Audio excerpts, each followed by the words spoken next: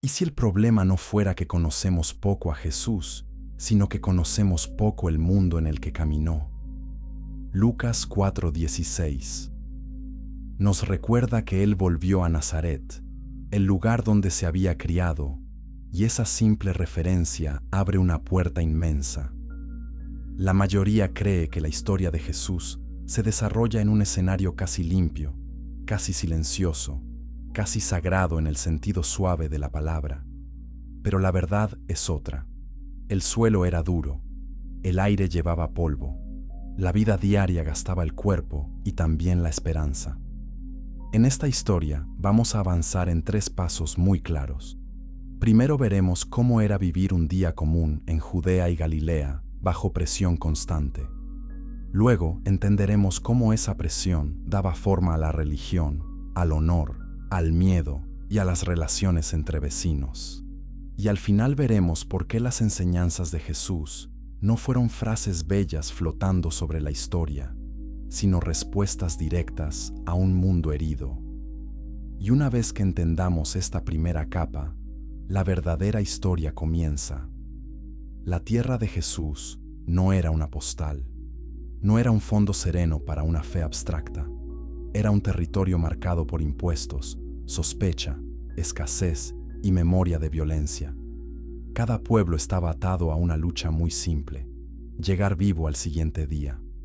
La cosecha podía fallar, una deuda podía crecer, un soldado podía ordenar, un vecino podía acusar, un maestro religioso podía separar a unos de otros con una palabra. En ese mundo, la bondad no era cómoda, la compasión costaba, la pureza se discutía porque el contacto con la vida real ensuciaba las manos todo el tiempo. Y cuando Jesús hablaba del reino de Dios, Ona no hablaba a personas sentadas en calma, sino a hombres y mujeres cansados, apretados por una estructura que parecía venir desde arriba y desde abajo al mismo tiempo. Judea y sus alrededores vivían bajo capas de poder. Roma dominaba con fuerza visible. Las élites locales cuidaban su lugar. El templo era centro de fe, pero también de economía, rango y control. Los estudiosos debaten muchos detalles sobre el alcance exacto de esa presión en cada región, pero coinciden en algo básico. La vida del pueblo estaba llena de dependencia. Dependían del clima, de la tierra, del honor familiar, del acceso al agua, del favor de los poderosos y de la paz frágil de los caminos. No hacía falta una gran guerra para vivir con miedo. Bastaba un rumor, una deuda, una enfermedad o una visita inesperada de la autoridad. El mundo de Jesús estaba siempre al borde de algo. Eso cambia la lectura del Evangelio. Cuando Jesús habla de los pobres, no está usando una categoría poética. Cuando habla de los que lloran, no está adornando un sermón. Cuando llama bienaventurados a los mansos, a los limpios de corazón o a los que tienen hambre y sed de justicia, está tocando una herida abierta. La mayoría cree que sus palabras eran sobre el cielo lejano, pero muchas de ellas también eran sobre la calle, la mesa, el pozo, el camino, el mercado y la deuda del día. Por eso su voz atrae y también incomoda. Él nombra la dignidad de personas a las que el mundo ya había medido como pequeñas. Si este contexto ya está abriendo tu forma de leer la Biblia, suscríbete para más revelaciones bíblicas contadas con profundidad y calma. Porque lo que sigue no solo cambia la escena, cambia el significado. En los pueblos donde Jesús crece y enseña, la gente no se pregunta cómo cumplir sus sueños.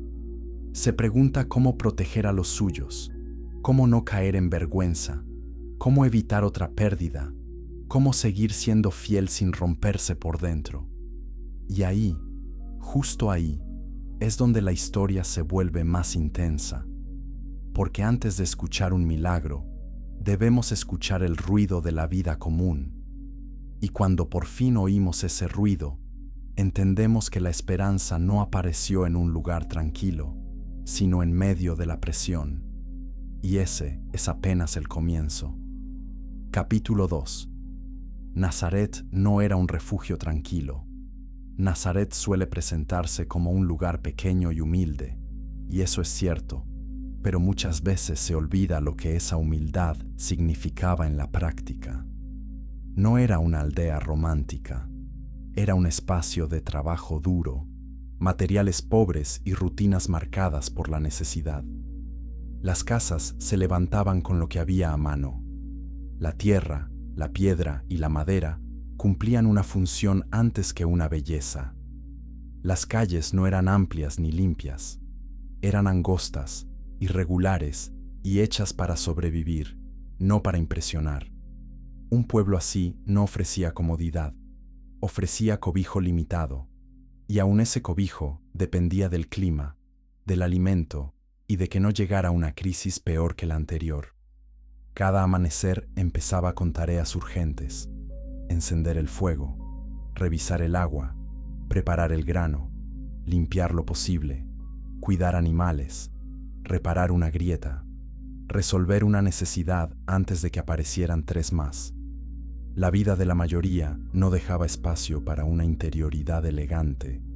El cuerpo mandaba, el hambre interrumpía, el cansancio imponía su ritmo. Esa es una razón por la que las parábolas de Jesús usan pan, semillas, lámparas, aceite, redes, jornaleros, hijos endeudados y dueños de campos. No es solo estilo, es el idioma concreto de un pueblo agotado.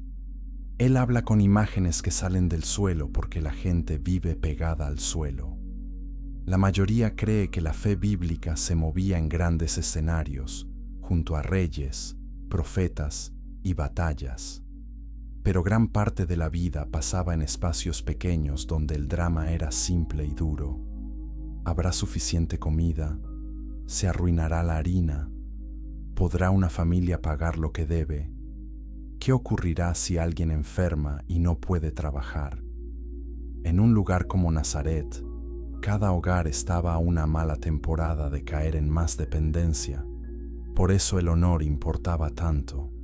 El nombre de una familia era una forma de crédito social. Una mala fama cerraba puertas. Una sospecha podía durar años, y una persona señalada arrastraba a los suyos con ella. Muy cerca de esa vida apretada latía otra realidad. Había centros urbanos con más riqueza, más color, más orden romano y más señales del poder imperial. Esa cercanía no tranquilizaba, hería. El campesino sabía que existía otro mundo, pero no entraba en él como igual. Lo veía desde fuera, lo cargaba en forma de tributo, de trabajo y de admiración mezclada con resentimiento. Ese contraste alimentaba una sensación constante. Alguien estaba construyendo grandeza con el esfuerzo de otros. Y cuando Jesús hablaba del último que sería primero, estaba tocando esa inversión del orden que tantos deseaban y tan pocos creían posible. Like si esta verdad te sorprende, porque todavía estamos en el borde del tema. Nazaret no forma a Jesús lejos del dolor del pueblo, sino dentro de él. Su lenguaje nace en una comunidad donde todos saben lo que significa depender del día, donde la fragilidad no es una idea, sino una costumbre, donde la obediencia a Dios convive con la presión del hambre, de la deuda y del qué dirán. Y si queremos entender por qué sus palabras son al mismo tiempo suaves y cortantes, todavía debemos entrar en el interior de las casas, porque afuera el pueblo parecía pequeño, pero adentro la tensión era todavía más íntima. Capítulo 3. Casas cerradas, muros delgados, vidas expuestas. Una casa en aquella región no era un refugio privado en el sentido moderno. Era un espacio compartido, estrecho, funcional y muchas veces oscuro. Los muros podían separar cuerpos, pero no separaban del todo voces, olores ni conflictos. La privacidad era mínima. Lo que ocurría en una familia pronto se convertía en asunto de otras. Si había una discusión, se oía. Si faltaba pan, se notaba. Si un niño lloraba, si alguien enfermaba, si una joven era observada con sospecha, el rumor encontraba camino. La casa protegía del frío y de la noche, sí, pero no protegía de la mirada social. Y eso hacía que la vida moral fuera también una vida vigilada. Muchos hogares estaban diseñados para conservar calor y asegurar lo básico. Podía haber animales en un nivel bajo o en un espacio cercano. El aire no siempre era limpio. El humo, la humedad, el olor del cuerpo y del trabajo se mezclaban. La imagen limpia que muchos tienen del mundo bíblico se rompe cuando recordamos algo sencillo. Vivir entonces significaba cargar la materia cruda de la existencia todo el tiempo. Dormir, comer, guardar herramientas, recibir visitas, curar heridas y soportar el cansancio ocurría en un espacio limitado. La grandeza espiritual que vemos en las Escrituras no nace lejos de esa realidad, sino en medio de ella. Eso la hace más impresionante, no menos. La mayoría cree que el pecado en ese mundo era una cuestión solo interior, pero también se medía socialmente. Había faltas visibles y faltas percibidas. Había impureza ritual, sí, pero también vergüenza pública. Una familia podía ser juzgada por la conducta de uno de sus miembros. Una mujer era observada con ojos más duros que un hombre. Un trabajador sin recursos tenía menos margen para reparar su nombre. En ese sistema, la reputación era una pared invisible. Protegía o aplastaba. Por eso las historias del Evangelio sobre perdón, perdidos, recibidos de nuevo y mesas compartidas tienen tanta fuerza. Jesús no solo sana cuerpos, reintroduce personas en un tejido social que las había expulsado. Pensemos en lo que significa decir que Él comía con publicanos y pecadores. No es una frase decorativa. Sentarse a la mesa era reconocer vínculo, aceptar cercanía, romper distancia. En una cultura de vigilancia, la mesa era una declaración pública, y esa declaración podía ofender más que un debate teológico. Los especialistas discuten hasta qué punto distintos grupos judíos aplicaban con dureza las fronteras de pureza en cada lugar, pero nadie duda de que la mesa era un terreno sensible. Compartir alimento era también compartir reconocimiento. Por eso, cada gesto de Jesús en torno a la mesa empuja contra una estructura de exclusión.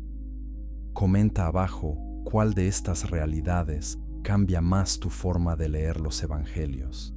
Porque todavía no hemos llegado al lugar donde la presión social se hacía aún más visible. El agua. En una tierra donde el agua no era solo necesidad sino encuentro, el pozo se convertía en espejo moral. Allí se juntaban cansancio, rutina, conversación, juicio y memoria, y muchas reputaciones se decidían no ante un tribunal, sino ante la voz de otras personas mientras una vasija subía desde el fondo. Capítulo 4. El pozo, la vergüenza y el valor del nombre. Buscar agua era trabajo duro. No era un detalle menor de la vida diaria. Era una obligación constante. Hacía falta fuerza, tiempo, disciplina y una red de costumbres claras. Quien iba por agua no solo llevaba un recipiente, llevaba su nombre, su familia y su posición social. El pozo podía ser un centro de ayuda mutua, pero también de comparación y juicio. Allí se repetían historias, se recordaban fallas y se medía quién pertenecía y quién estaba quedando al borde. En un mundo donde la información corría de boca en boca, el agua no solo sostenía el cuerpo, también movía la reputación. Por eso algunas escenas bíblicas junto a pozos tienen tanta carga. Los pozos no son simples decorados, son lugares donde se revela el orden social. Allí se ve quién llega acompañado y quién llega solo, quién habla con confianza y quién evita miradas, quién pertenece al grupo y quién parece cargar una historia más pesada. La mayoría cree que la vergüenza era un asunto íntimo. Pero en ese tiempo, la vergüenza tenía horario, lugar y testigos. Se podía sentir en el silencio de otras personas o en la pregunta que parece inocente pero hiere como un cuchillo. Un comentario en el momento justo podía marcar a alguien por años. Cuando el Evangelio muestra a Jesús hablando con personas desgastadas por su historia, no debemos oír solo una conversación religiosa. Debemos escuchar también el sonido de una sociedad que ya había decidido quién valía menos. El mundo antiguo sabía clasificar muy bien, puro o impuro, dentro o fuera, honorable o sospechoso, apto o manchado. Jesús entra en ese lenguaje y lo rompe desde dentro. No lo hace con un tratado abstracto, lo hace mirando, hablando, tocando, quedándose, dignificando. Ese acto parece pequeño al lector moderno, pero en ese contexto podía ser explosivo, porque devolvía humanidad a quienes ya habían sido reducidos a un caso. El agua también nos ayuda a entender por qué la sed aparece tanto en la escritura como imagen espiritual. No se trata solo de poesía. El pueblo sabía lo que era depender de una fuente que no controlaba. Sabía lo que era esperar, cargar y racionar. Sabía que sin agua no había limpieza, ni pan, ni descanso, ni animales fuertes, ni continuidad. De modo que cuando Jesús habla de agua viva, no elige una metáfora lejana. Toca un nervio diario. Habla de una necesidad que nadie discute. Habla de lo que entra al cuerpo y también de lo que sostiene el alma cuando todo alrededor parece secarse. Si esta profundidad te está ayudando, comparte este video con otros creyentes que quieran leer los evangelios con ojos nuevos, porque el siguiente paso nos lleva a un contraste que pudo marcar la imaginación de muchos: el choque entre un pueblo humilde y una ciudad de brillo romano.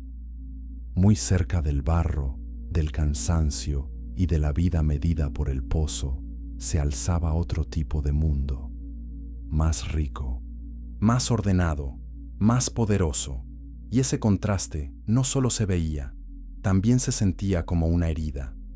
Capítulo 5. Séforis, el brillo romano y la herida del contraste. Muy cerca de Nazaret estaba Séforis, una ciudad asociada al orden urbano, al estilo helenista y a la presencia visible de una cultura distinta.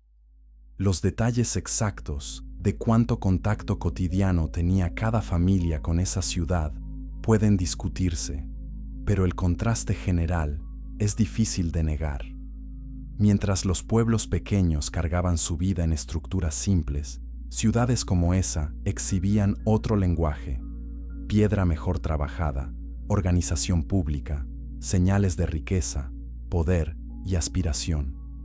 No era solo arquitectura, era una visión del mundo.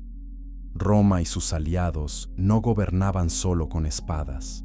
Gobernaban también mostrando qué tipo de vida era considerada grande.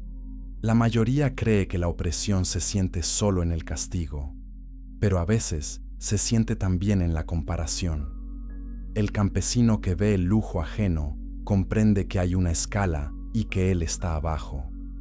El artesano que oye otro idioma, que ve otro vestido, que observa otro tipo de banquete, entiende que el poder no solo manda, también seduce, y ahí nace una tensión profunda. Algunos desean acercarse a ese mundo, otros lo rechazan, otros hacen ambas cosas al mismo tiempo, lo temen y lo imitan, lo critican y lo admiran. En ese clima, la identidad religiosa se vuelve más intensa, porque proteger la tradición parece la única forma de no desaparecer. Esa cercanía entre pobreza local y esplendor imperial ayuda a entender el tono de ciertas enseñanzas. Cuando Jesús habla del dinero, del servicio a dos señores, o del deseo de ocupar los primeros lugares, de las apariencias religiosas o de la grandeza entendida como dominio, no habla al vacío. Habla en un entorno donde la jerarquía estaba en todas partes. El cuerpo del pobre decía una cosa, el edificio del poderoso decía otra, y entre ambos el corazón humano oscilaba. ¿Vale más quien tiene más? ¿Es bendecido el que domina? ¿Debe el pequeño resignarse a mirar desde fuera? Jesús contesta no solo con palabras, contesta formando una comunidad donde el rango pierde su brillo. Los estudiosos suelen recordar que la presencia de centros urbanizados cerca de áreas rurales generaba circulación de trabajo, impuestos, aspiraciones y resentimientos. Eso significa que la dureza de la aldea no estaba aislada, estaba conectada a un sistema más amplio. No era miseria sin contexto, era una miseria funcional para alguien más. Y aquí el mensaje de Jesús empieza a sonar aún más radical, porque Él no promete simplemente una mejora personal, señala otro reino, otro modo de medir la vida, otra mesa, otra gloria, no la del mármol, sino la de la misericordia, no la del rango, sino la del servicio, no la del aplauso, sino la de la fidelidad. Suscríbete si quieres seguir explorando la Biblia sin filtros superficiales, porque todavía falta entrar a uno de los escenarios más tensos de ese tiempo, el camino. Allí no bastaba con trabajar duro, había que llegar con vida. Y entre Jerusalén y Jericó, la ruta misma se convertía en una lección brutal sobre el miedo, la violencia y el valor de cada paso.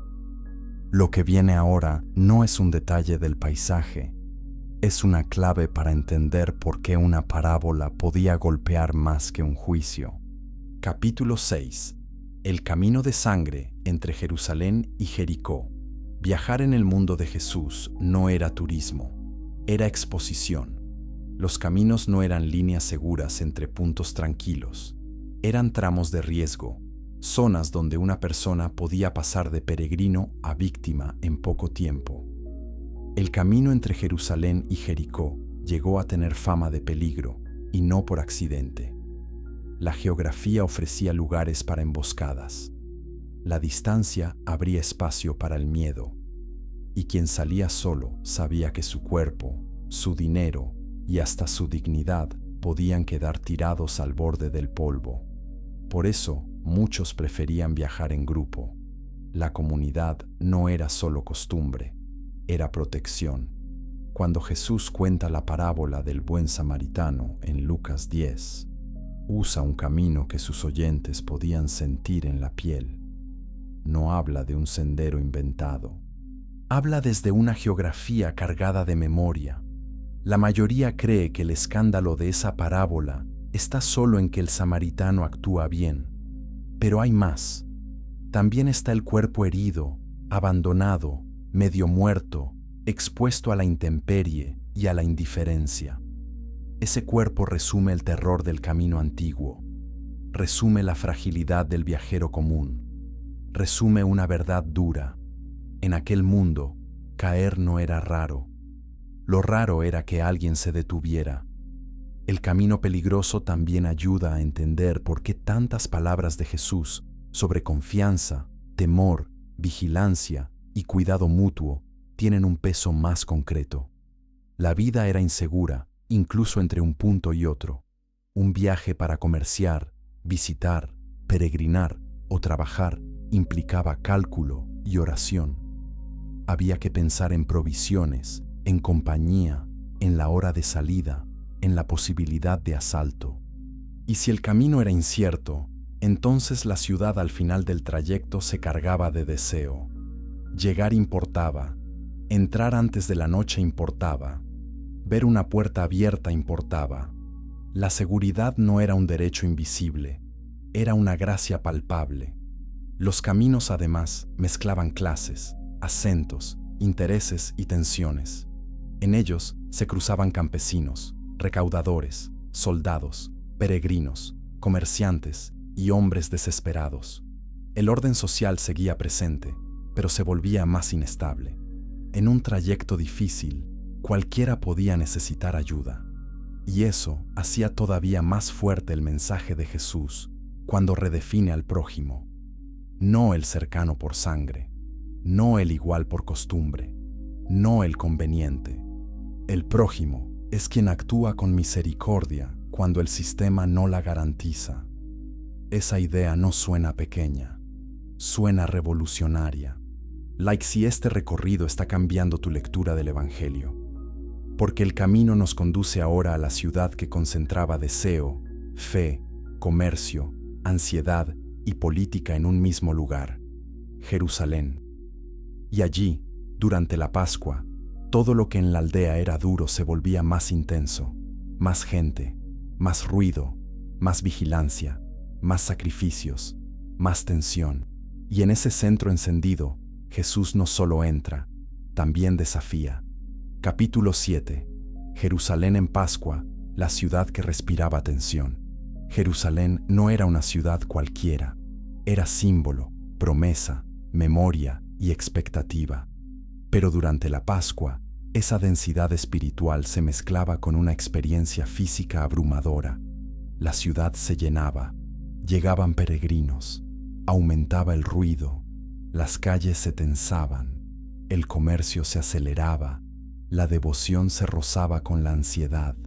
Había emoción, sí, pero también olor de animales, transacciones rápidas, cuerpos apretados, vigilancia reforzada y una sensación latente de que cualquier chispa podía encender algo mayor.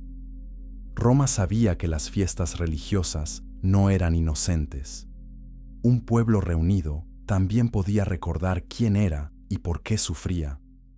El templo, centro de la fe de Israel, estaba también unido a un sistema visible de intercambio, sacrificio y administración. Eso no significa que todo fuera corrupción simple, pero tampoco permite una mirada ingenua.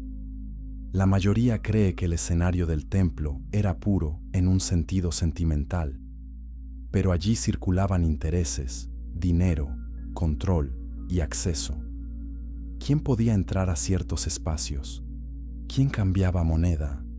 ¿Quién vendía animales aptos? ¿Quién quedaba lejos?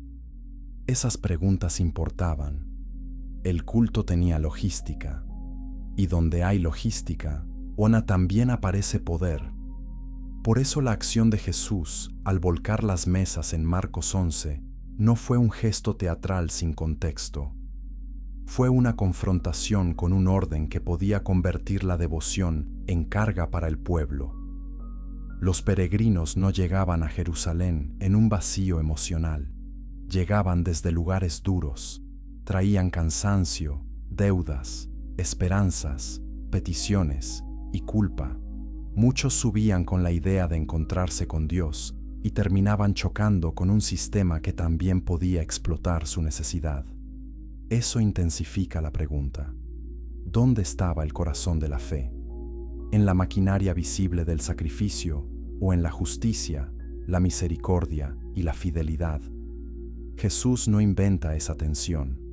Los profetas ya la habían señalado, pero en su tiempo la pone en el centro del conflicto, y lo hace en la ciudad donde cualquier palabra podía tener eco político.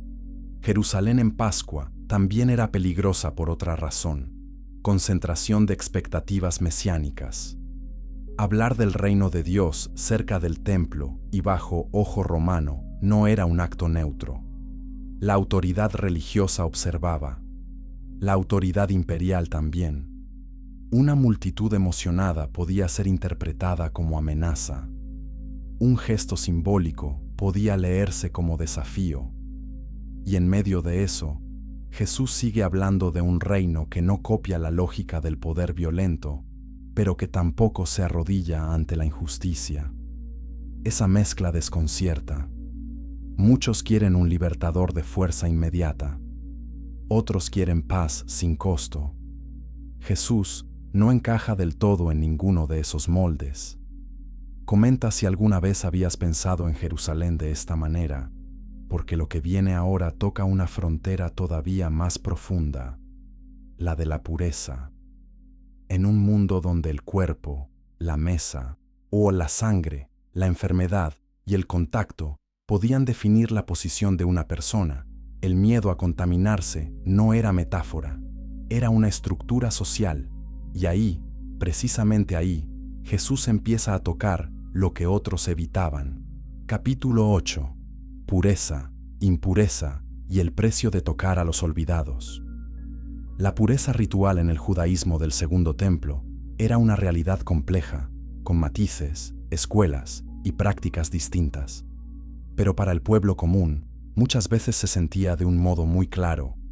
Había personas, situaciones y estados que podían acercarte o alejarte. Había lavamientos, límites, precauciones y también ansiedad.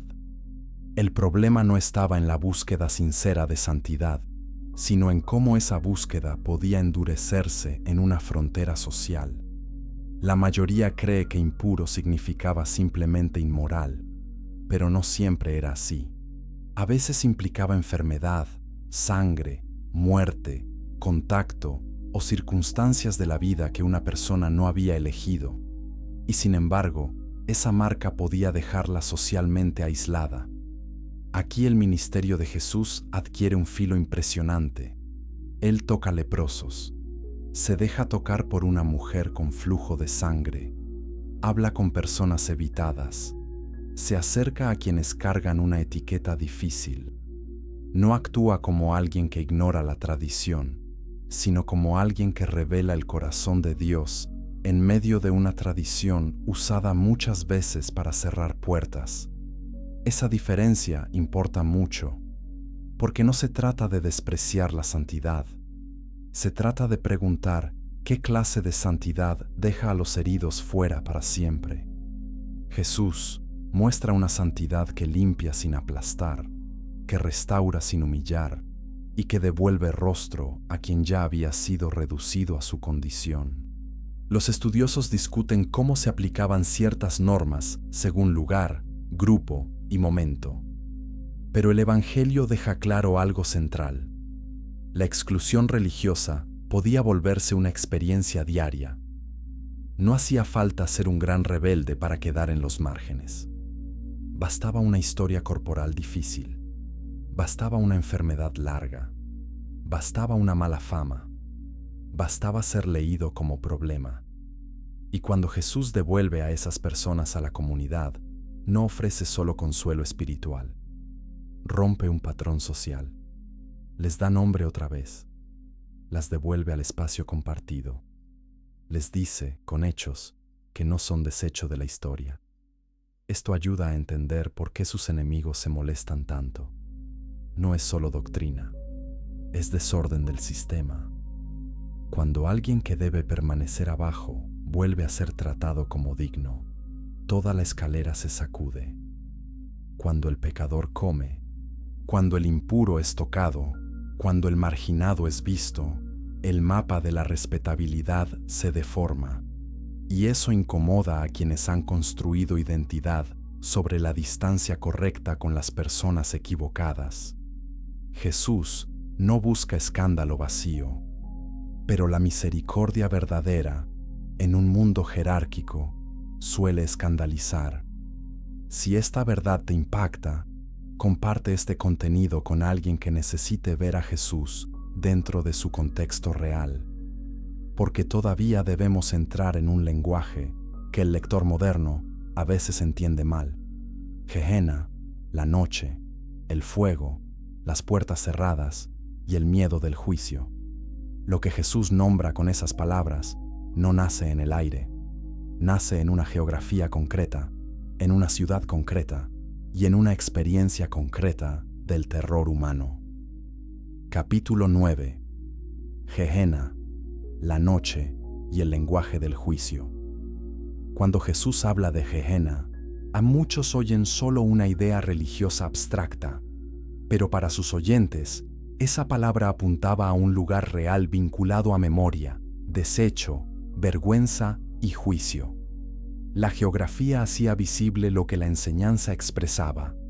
Eso no agota su sentido teológico, pero sí lo vuelve más concreto. La mayoría cree que el lenguaje duro de Jesús aparece desligado del mundo físico. No es así. Él toma realidades que la gente conoce y las convierte en advertencia moral y espiritual. No porque quiera asustar por gusto, sino porque el pecado, la destrucción y la ruina no son fantasías en ese tiempo, son amenazas palpables. La noche también tenía otro peso. Cuando oscurecía, la vida cambiaba de tono. Las puertas podían cerrarse, el movimiento disminuía, el riesgo aumentaba. La luz no era un detalle estético, era seguridad, era continuidad, era defensa contra lo desconocido. Por eso la oposición entre luz y tinieblas en los Evangelios y en otros textos del Nuevo Testamento no es solo una metáfora bonita. Toca un instinto básico. La noche traía vulnerabilidad. Una ciudad con luz ofrecía alivio. Un hogar con lámpara decía que la vida resistía un poco más. Y cuando Jesús dice que Él es la luz del mundo, toca una fibra muy antigua, la necesidad de no quedar entregados al miedo. Gehenna, la oscuridad, el fuego y el llanto no pueden leerse bien si se separan de un pueblo acostumbrado a ver cómo el juicio humano caía sobre cuerpos reales y sobre ciudades reales.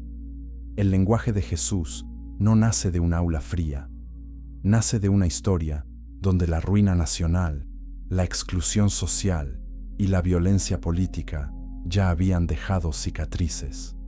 Por eso, sus advertencias llevan peso. No son adornos para predicadores apasionados, son palabras cargadas de memoria colectiva. Hablan a personas que saben que las cosas pueden arder, perderse, pudrirse y desaparecer. Y sin embargo, justo ahí también aparece la esperanza, porque si la noche era peligrosa, la luz era más preciosa. Si Gehenna evocaba destrucción, el reino evocaba restauración. Si el fuego nombraba pérdida, la misericordia habría otro destino. Jesús no se limita a denunciar el abismo, también llama a salir de él. Y lo hace ante gente que no necesita una teoría del peligro, necesita una salida, necesita una palabra fuerte que no niegue la ruina, pero tampoco la deje como final absoluto. Suscríbete para seguir descubriendo estas capas ocultas del texto bíblico, porque ahora llegamos a una de las humillaciones más diarias de todas: los impuestos. De las órdenes romanas y la sensación de que otro dueño caminaba sobre la tierra prometida. Y allí, donde el orgullo de un pueblo chocaba con la bota del imperio, las palabras de Jesús sobre la otra mejilla y la segunda milla empiezan a arder de otra manera. Capítulo 10. Impuestos, soldados y la humillación diaria.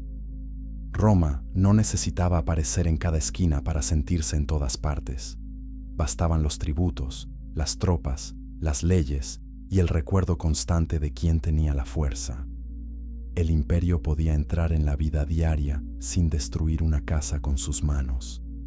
Le bastaba con cobrar, ordenar y dejar claro que la última palabra no pertenecía al pueblo. La mayoría cree que la opresión se reconoce solo en grandes escenas de violencia, pero a veces se asienta en el gesto pequeño que se repite: pagar de nuevo, ceder de nuevo, callar de nuevo o cargar de nuevo. Y esa repetición desgasta tanto como el golpe. Los impuestos eran una herida sensible porque tocaban la supervivencia.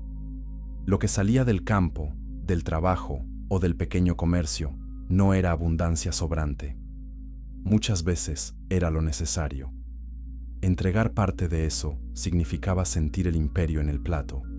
Significaba ver la política metida en la comida.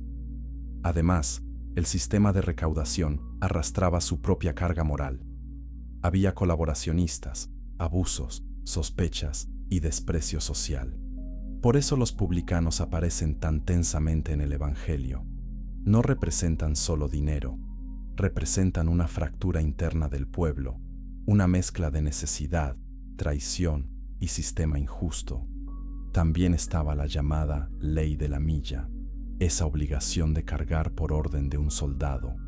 Mateo 5:41 resuena distinto cuando recordamos la humillación detrás del gesto. Jesús no habla a personas cómodas, habla a gente que conoce el peso de la imposición. Y cuando dice que vayan 2 millas, no invita a una obediencia servil sin pensamiento. Muchos estudiosos ven allí una forma de descolocar la lógica del dominador, tomar el acto forzado y llevarlo a un terreno inesperado. No negar el poder romano, pero sí impedir que defina por completo la dignidad interior del sometido. Eso no elimina el dolor, pero cambia la postura moral de quien resiste. Lo mismo ocurre con la otra mejilla, con el amor al enemigo y con la bendición al perseguidor. La mayoría cree que esas palabras son pasividad, pero leídas dentro de un contexto de humillación cotidiana, su filo es distinto. Jesús no enseña cobardía. Enseña una forma de libertad que no copia el alma del opresor. Invita a resistir sin convertirse en espejo del odio. Eso exige más fortaleza, no menos. Exige dominio propio, visión del reino y una dignidad que el imperio no puede fabricar. En un mundo gobernado por la fuerza, esa propuesta parece débil, pero debajo de su calma hay una revolución moral inmensa. Comenta que enseñanza de Jesús cambia más cuando la miras desde la ocupación romana, porque el siguiente paso es decisivo. Toda esta presión no se quedó congelada, llegó a un punto de ruptura, y cuando Jerusalén cayó en el año 70, no cayó solo una ciudad, cayó una forma entera de organizar la fe, la memoria y la esperanza. Capítulo 11. Cuando el templo cayó y nada volvió a ser igual. La destrucción de Jerusalén por Roma en el año 70 fue más que una derrota militar. Fue una herida teológica, social y emocional de escala enorme.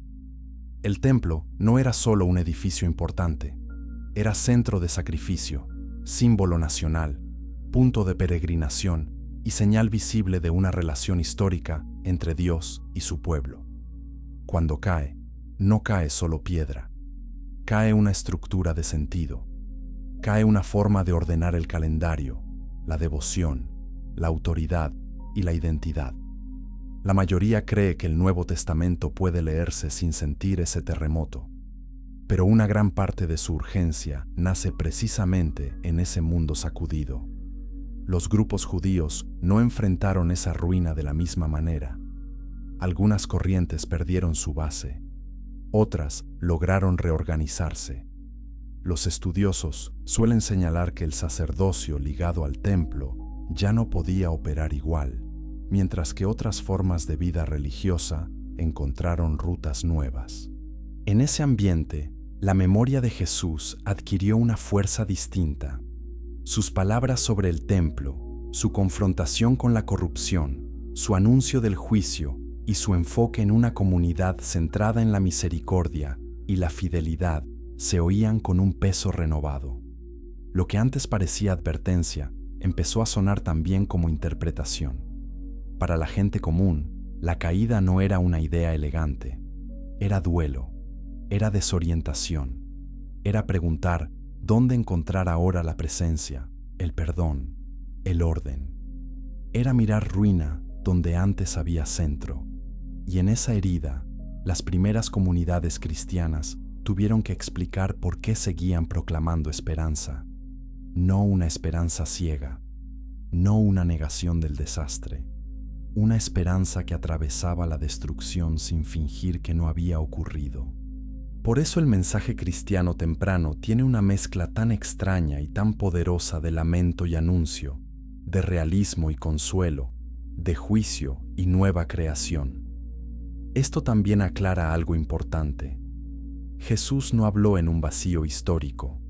Habló antes de una gran fractura y preparó a sus seguidores para no leer el derrumbe solo como fin absoluto. La ciudad podía arder, las piedras podían caer, las instituciones podían quebrarse, pero la fidelidad de Dios no quedaba enterrada bajo el humo. Esa convicción sostuvo a muchos y al mismo tiempo obligó a rehacer preguntas antiguas. ¿Qué significa ser pueblo de Dios sin el centro visible de antes? ¿Dónde habita la santidad? ¿Cómo se vive la obediencia en un mundo roto?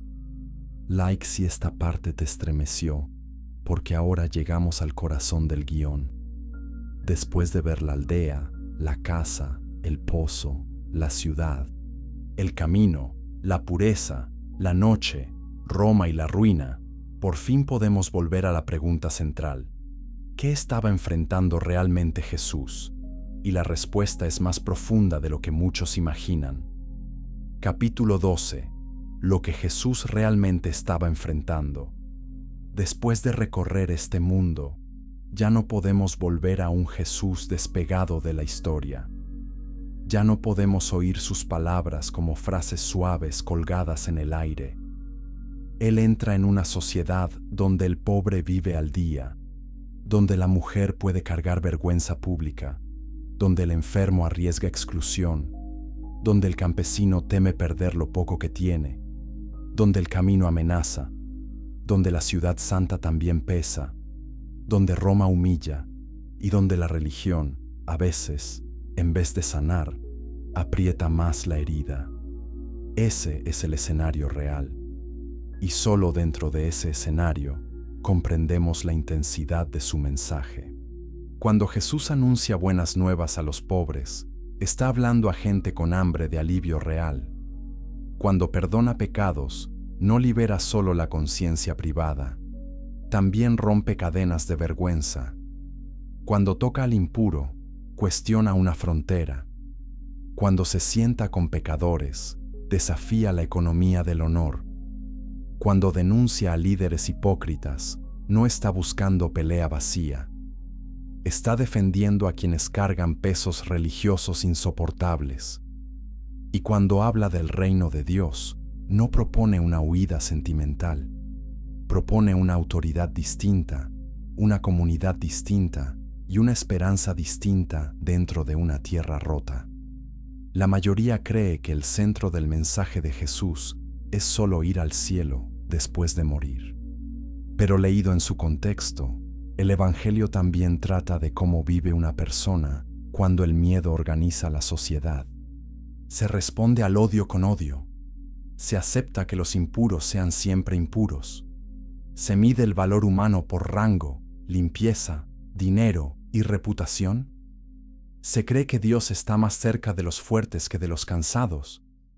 Jesús responde una y otra vez que no. Y ese no tiene un costo. Porque todo sistema injusto se sostiene haciendo parecer natural lo que no debería serlo. Jesús rompe esa apariencia. Por eso sus enseñanzas suenan tan exigentes. Amar al enemigo no es una frase bonita cuando el enemigo tiene poder. Dar al que pide no es teoría cuando tú mismo vives con poco. Perdonar 70 veces 7 no es fácil cuando el daño es real. Buscar primero el reino no es simple cuando el pan falta. No juzgar no es trivial cuando la reputación ajena parece darte superioridad. Todo en Jesús se vuelve más serio cuando lo devolvemos a su suelo. Y al mismo tiempo, todo se vuelve más hermoso, porque no habla desde lejos, habla desde dentro del dolor humano, sin quedar atrapado por él. También cambia nuestra lectura de los milagros. No son solo demostraciones de poder, son señales de restauración en un mundo desfigurado. El ciego recupera vista, sí, pero también lugar. El cojo camina, sí, pero también vuelve a participar. La mujer encorvada se endereza, sí, pero también sale de la sombra. El endemoniado recobra juicio, sí, pero también comunidad. Jesús no trata a personas como piezas para probar una doctrina. Las trata como vidas que el reino está reclamando de vuelta. Esa es una diferencia inmensa, y quizá por eso sus enemigos no pueden controlarlo.